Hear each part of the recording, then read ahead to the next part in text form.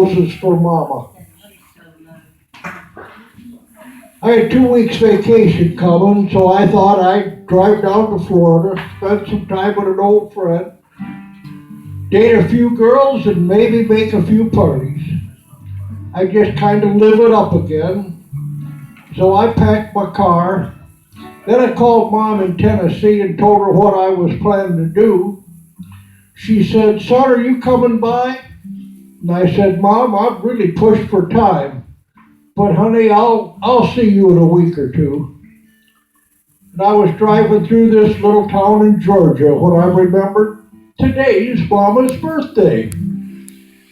Well, I thought I'd stop and wire some flowers. Shouldn't take too long, then I could be on my way. So I walked into a flower shop. The first thing I saw was this little boy with his eyes just full of tears. And I said, "Son, what's wrong?" He said, "Mama loves roses, and today's her birthday, and I haven't seen her in almost a year." He said, "I live with Grandma now, but I promised Mama some roses, because I talk to her all the time. I wanted to give her 5, because that's how old I am.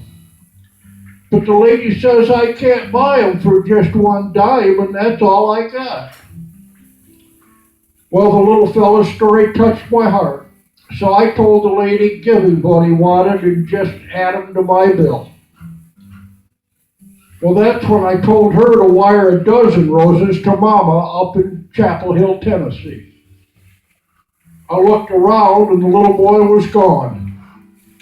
But all of a sudden the door flew open. He came running back in and he says, "Mister, I forgot to thank you for the roses." He smiled, he shook my hand and ran right back out again. Well, I started my way out of town feeling real proud of myself for thinking of my mama and really caring. When I looked out the window and saw that same little boy kneeling by a grave in the cemetery alongside town, I stopped and walked over where that little boy was kneeling.